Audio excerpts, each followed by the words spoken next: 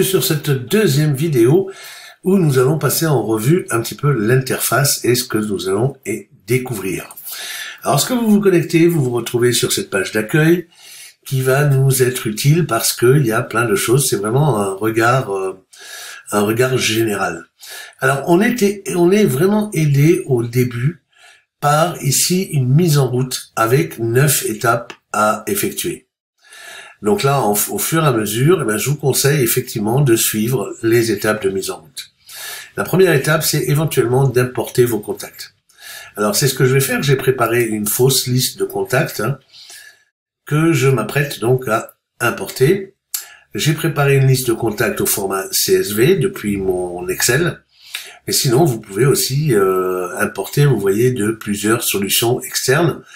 Et il y a vraiment, il y a des services, il y a énormément de services sur lesquels on peut être relié, et notamment des CRM, vous voyez, comme les CRM Zoho, etc., comme Zapier, etc., où on peut importer des contacts, y compris d'ailleurs, ce qui peut être intéressant pour vous si vous avez déjà des clients, notamment par PayPal, vous pouvez importer vos clients PayPal directement en vous connectant à votre PayPal depuis donc votre compte.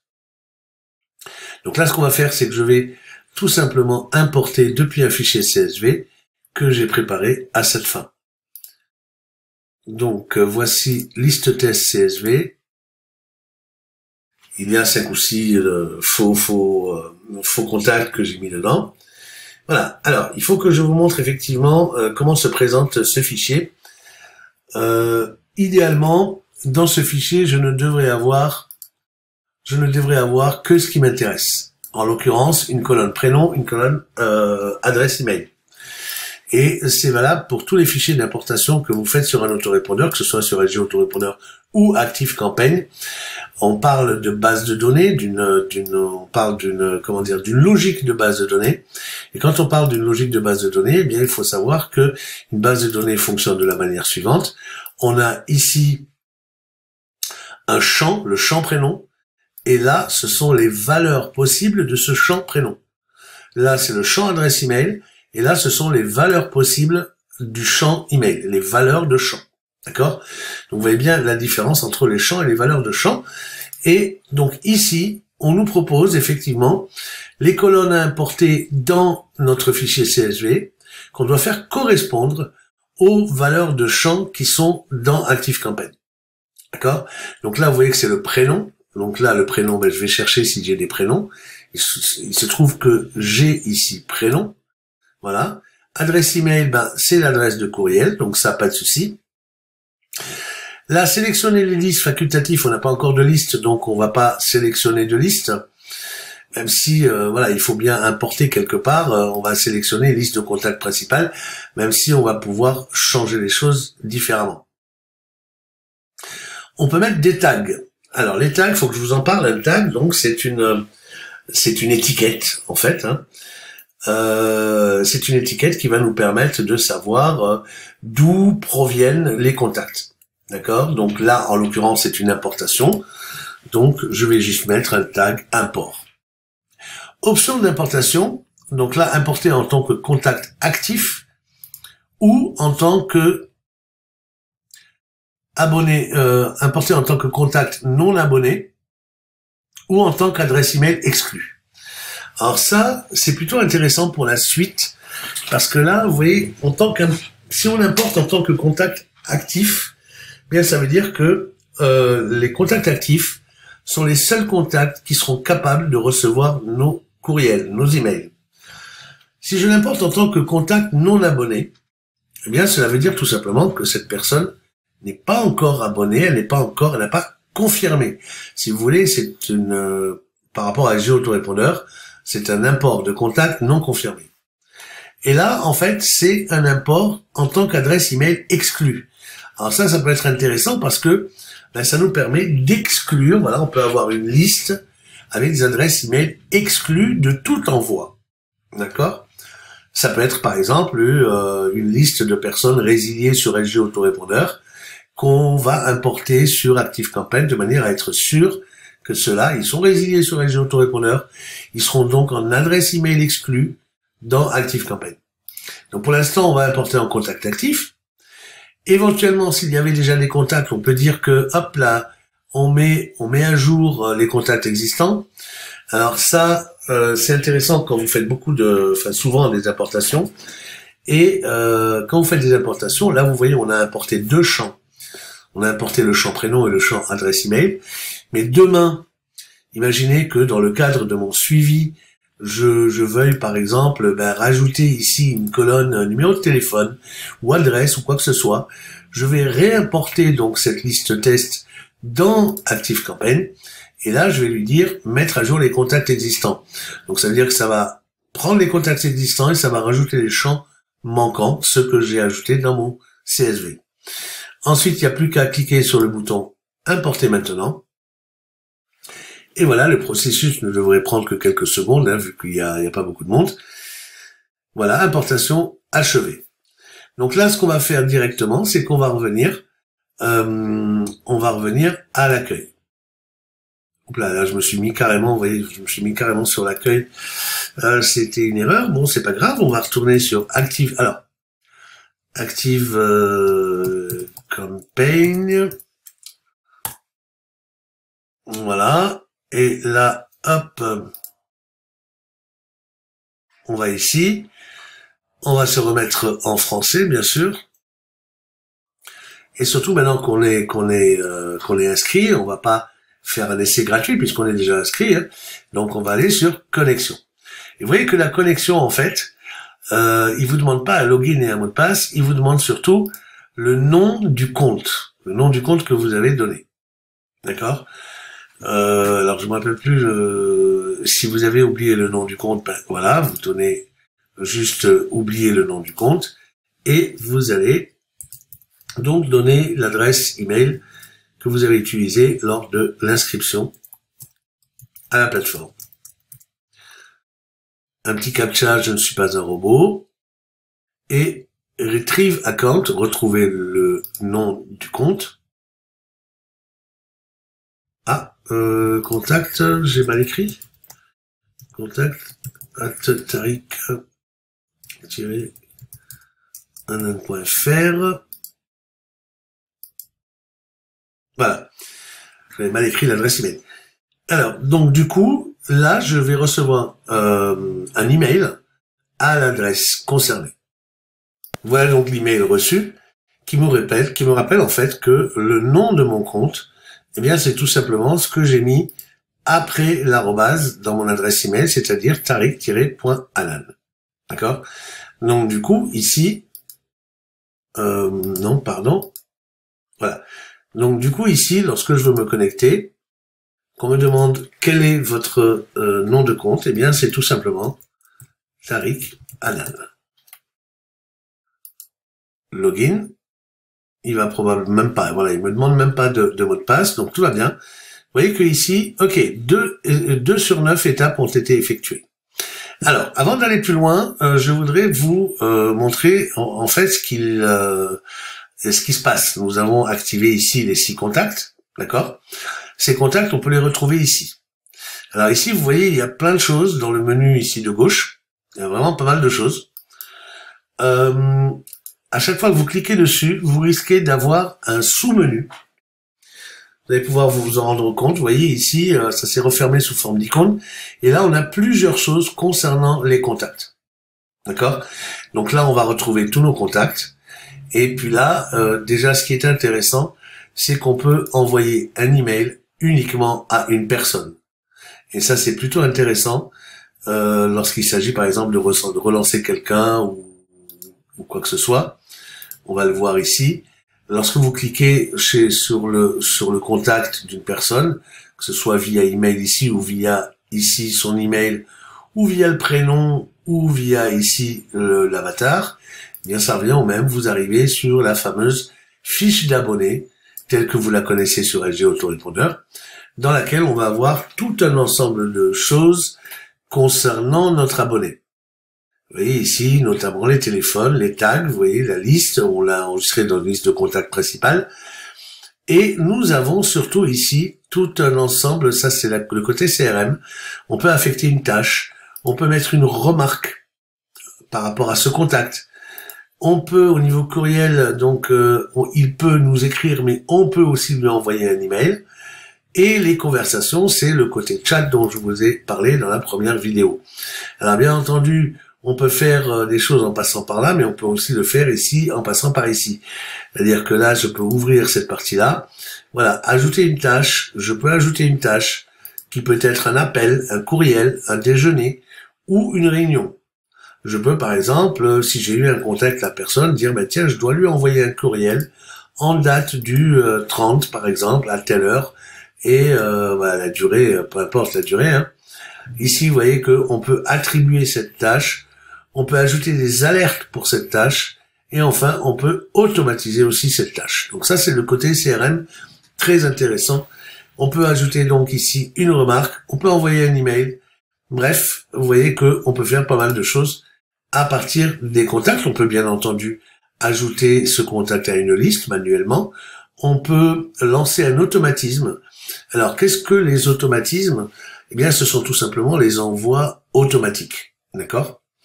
Par rapport aux envois manuels, la différence avec ce que vous connaissez éventuellement si vous venez de SG Autorépondeur, c'est que les envois manuels vont être considérés ici comme des campagnes. C'est une campagne d'envoi manuel. Alors que là, on a des automatismes et c'est là qu'on parlera de séquences automatiques d'email. Si vous venez d'un autre autorépondeur plutôt anglophone, du style Aweber par exemple, eh bien, ici, ce sera des broadcasts et ici, ce seront les follow-up. Donc voilà pour ça. On va retourner à l'accueil pour découvrir la suite de notre interface. Donc là, vous voyez qu'on peut créer maintenant, c'est l'étape qui nous est proposée, créer une campagne, c'est-à-dire créer un envoi manuel, un email qu'on va envoyer à cette liste. On peut aussi le faire à partir d'ici, mais on peut aussi créer autre chose qu'une campagne, puisque depuis l'accueil ici, nous pouvons donc éventuellement ajouter un contact, ajouter une offre ou ajouter une liste. Donc là, vous avez la possibilité, c'est l'étape suivante, de créer une campagne, ou ensuite de créer une automatisation, de créer un formulaire, de créer une offre, etc. Là, vous avez un récapitulatif de votre compte. Donc là, tous les contacts, eh bien, on a les 6 contacts que nous avons importés. Les tendances des contacts ici, nous verrons ça, ce sont les statistiques, on les verra plus tard. Là, vous avez une partie actualité. Alors, évidemment, les actualités et puis les tutoriels sont souvent en anglais. Donc là, je suis désolé, hein, vous voyez que là, toutes les actualités, c'est en anglais. Cela dit, bon, on peut toujours les traduire à l'aide d'outils sur Internet. Hein. Là, les campagnes, vous voyez, ils vous proposent certains sujets. Et là, vous pouvez donc créer une campagne, ce qui revient au même que de cliquer ici ou de cliquer ici. Gérer les modèles, on va voir qu'il y a des modèles d'email, des modèles donc de campagne. On va voir qu'il y a des pipelines. Alors ça, c'est les transactions. On va voir lorsque on parle de transactions, on parlera des pipelines et on va avoir un graphique qui représente, qui se présentera un petit peu comme ça, dans laquelle on aura, on aura les chiffres d'affaires, nos prospects, nos clients, etc. Les meilleurs contacts, c'est, là pour l'instant il n'y a pas de meilleurs contacts puisque ce sont les contacts que nous avons importés, mais par contre on va pouvoir trier sur l'interaction. Mes tâches, ce sont mes tâches, et puis ici en bas, vous pouvez soulever quelque chose qui vous permet d'avoir les tendances de l'interaction et les taux d'interaction, nous y reviendrons plus tard dans la formation.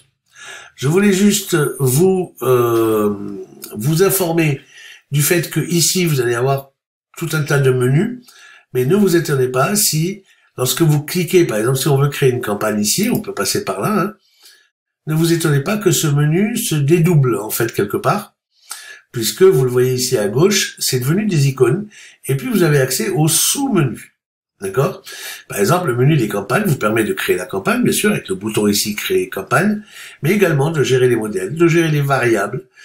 Les variables, ce sont, par exemple, la variable prénom, par exemple, et de voir les archives, d'accord? Donc là, en fait, on vous propose une aide et qui vous explique un petit peu comment les choses fonctionnent lorsqu'on construit un email. Donc vous avez des petites vidéos comme ça qui sont des vidéos qui n'ont pas de voix et c'est pas plus mal. parce que graphiquement, ça vous explique comment les choses fonctionnent. Donc attendez-vous, commencez à envoyer des bulletins d'information, des suivis de campagne et des emails individuels en utilisant votre éditeur visuel. Donc là, créer la campagne, ou alors je ferme ici, je fais créer la campagne, ça revient au même. Hein. Donc là, si je crée la campagne, vous allez voir que la campagne, en fait, elle est divisée en plusieurs étapes. En l'occurrence, il y a ici 5 étapes pour envoyer une campagne. Alors, pourquoi ils parlent de campagne et non pas d'envoi manuel? Eh bien, tout simplement parce qu'il peut y avoir différents types d'envois. Un envoi standard, donc là, c'est l'email ponctuel, c'est le fameux envoi manuel de SG Autorépondeur. Automatisé, donc là, on peut effectivement créer directement des séquences. On peut faire un répondeur automatique. Une fois que quelqu'un s'abonne, on peut lui envoyer automatiquement ce mail. On peut faire du split testing. Alors ça, c'est plutôt intéressant, nous y reviendrons, parce que ça permet de tester plusieurs emails avec des sujets différents, par exemple, pour voir quel est l'email qui a le meilleur taux d'ouverture. On peut travailler sur les RSS. Alors là aussi, c'est plutôt intéressant, c'est quelque chose que si vous arrivez de SG Autorépondeur, vous devriez déjà connaître. Et enfin, vous pouvez envoyer les fameux envois anniversaires, mais pas seulement, puisque il y a d'autres choses aussi qui sont basées sur une date, notamment par exemple la date de lancement d'un de vos produits, etc.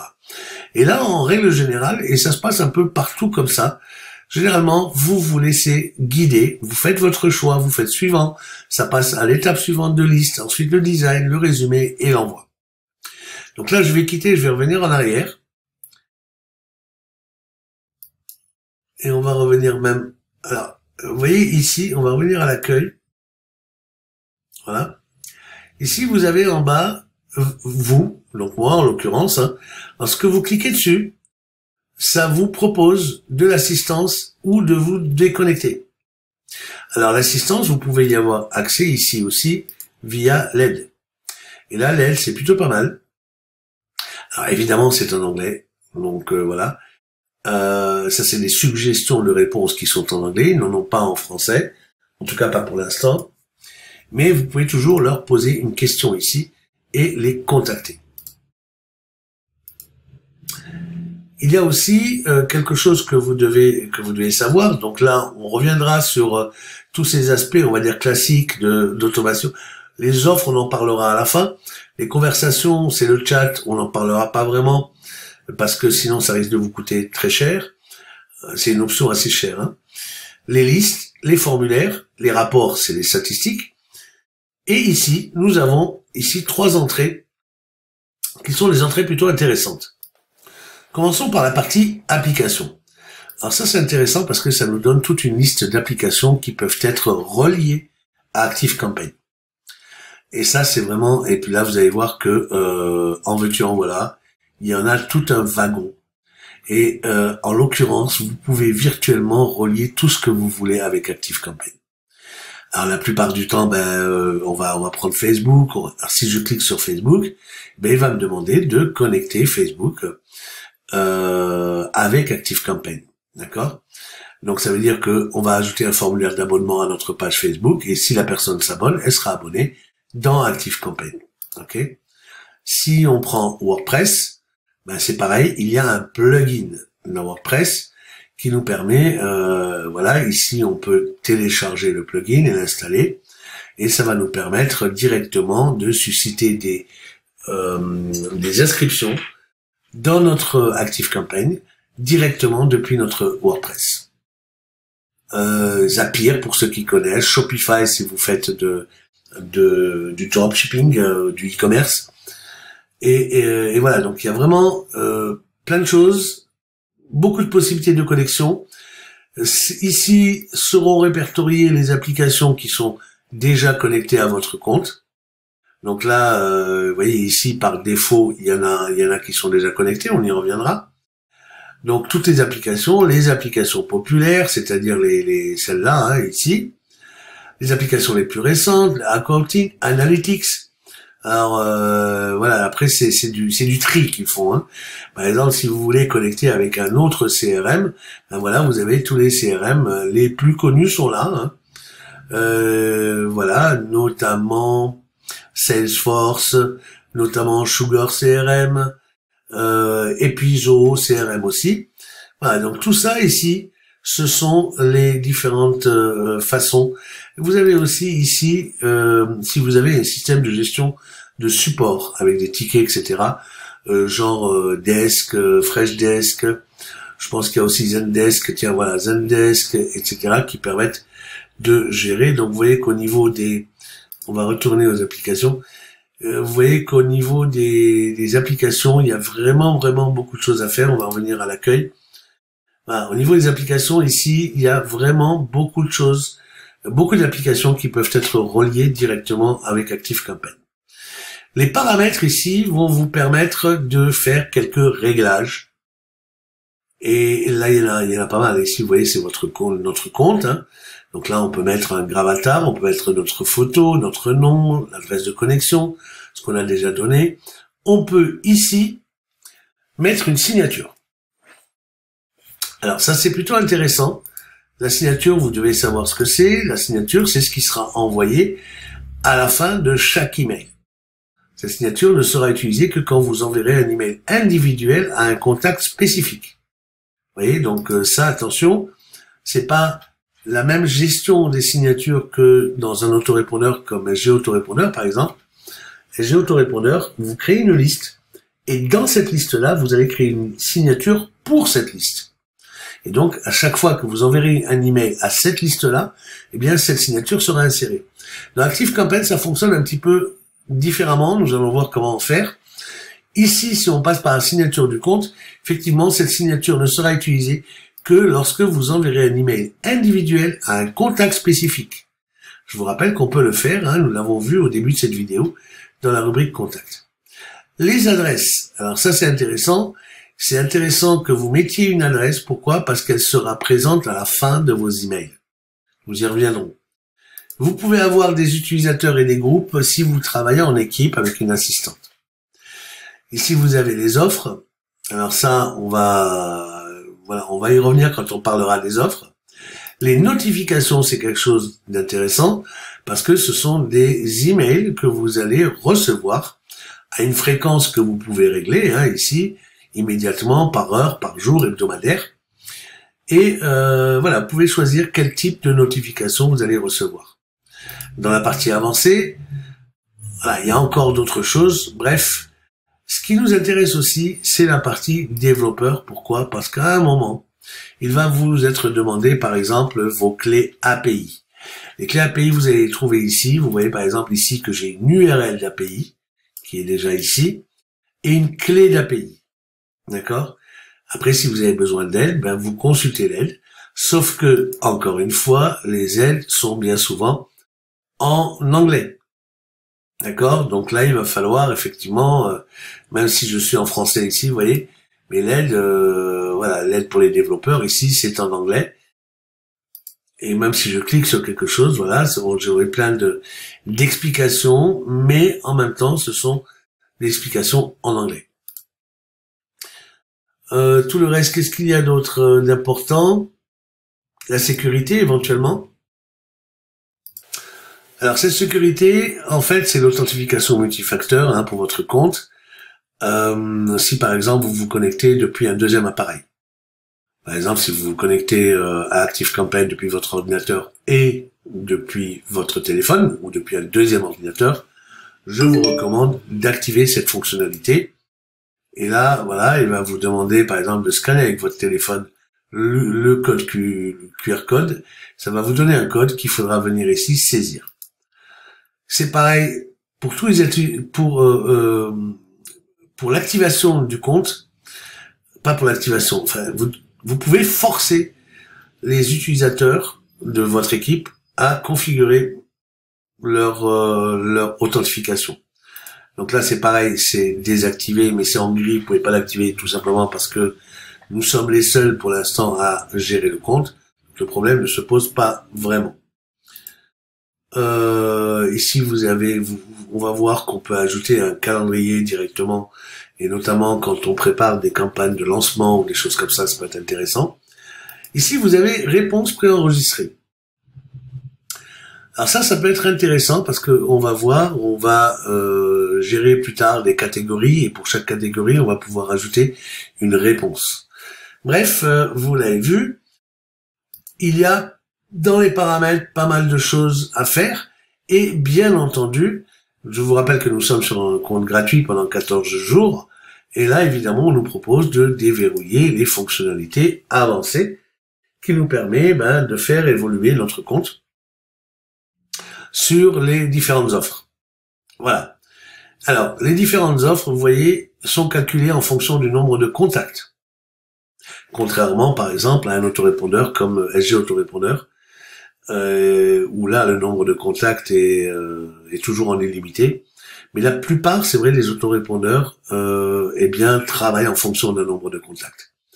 Voilà. Dans un premier temps, le forfait le moins cher, vous le voyez, il est à 9 € par mois. Ça comprend les envois illimités, le marketing par email, les newsletters, l'automatisation, l'assistance chat par email, c'est cette assistance ici, et jusqu'à 3 utilisateurs. Donc ça, vous voyez, ici, avec notre formule gratuite, on est limité à 100 contacts et à 100 envois. Donc ça, pour tester, c'est déjà pas mal. Ensuite, si vous voulez plus, vous voyez là, 9 € par mois, si vous en voulez plus, toujours pour un maximum de 500 contacts, si vous passez sur cette formule plus ici, eh bien vous allez avoir, en plus de tout ça, vous allez avoir du scoring de lead. Alors le scoring, on va voir que c'est quelque chose d'assez intéressant, parce que ça vous permet de donner un score à un contact en fonction de son engagement avec vous. Le fait qu'il ouvre des emails, le fait qu'il clique dans des liens d'email, etc. Cette formule vous permet aussi d'envoyer des SMS, d'accord ? Et la partie CRM avec automatisation des ventes. Donc ça, vous voyez, ça c'est plutôt intéressant. Je crois que c'est la formule que j'ai pris moi-même, oui, à 49 € par mois, mais il faut payer annuellement, donc ça vous fait à peu près 600 € par mois. Alors qu'à 10 € par mois avec SG Autorépondeur, on est plutôt à 120 €. Après, on a une version professionnelle. Là, à 129 €, là, ça commence à devenir un petit peu cher. Mais là, il y a les envois prédictifs, il y a les probabilités de gains qui peuvent être vérifiées, qui peuvent être établies. Et surtout, vous avez les speed tests sur vos automatisations, c'est-à-dire sur vos séquences d'emails. Voilà. Ensuite, il y a le côté entreprise où là, tout est inclus. Tout le professionnel, c'est-à-dire tout ça, plus voilà, les envois illimités, domaine mail serveur personnalisé, ça veut dire que là, vous allez avoir un serveur d'envoi qui vous est propre. Donc, vous aurez votre propre adresse IP de serveur d'envoi, du domaine personnalisé, du branding personnalisé, de l'intégration complète, des services de design gratuits, bref, pas mal de choses. Les services de design gratuits, voilà, gratuit social donné, assistance téléphonique, disponibilité SLA, voilà, c'est là en fait, si vous voulez, c'est vraiment lorsque vous maîtriserez complètement la solution qu'il faudra peut-être passer un jour par là.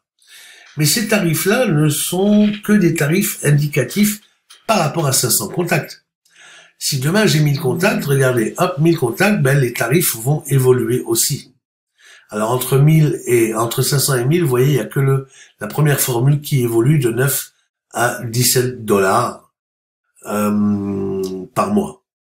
Après, c'est la version plus, vous voyez, et plus on va, par exemple, lorsque vous aurez 10 000 contacts, la version plus, c'est celle que je vous recommande, même la version lite, on est à plus de 100 € par mois. Donc voilà, c'est une solution qui n'est pas donnée. Effectivement, c'est une solution qui est même pas assez chère, mais c'est le prix de la performance et de la qualité et des possibilités que vous avez avec ActiveCampaign que vous n'avez pas forcément. Il y a des fonctionnalités que vous n'avez pas sur un autorépondeur moins cher et néanmoins très performant que autorépondeur comme celui de SG Autorépondeur. Voilà, je pense que nous avons fait un petit peu le tour de l'interface. Dans la prochaine vidéo, nous allons créer notre première campagne. À bientôt.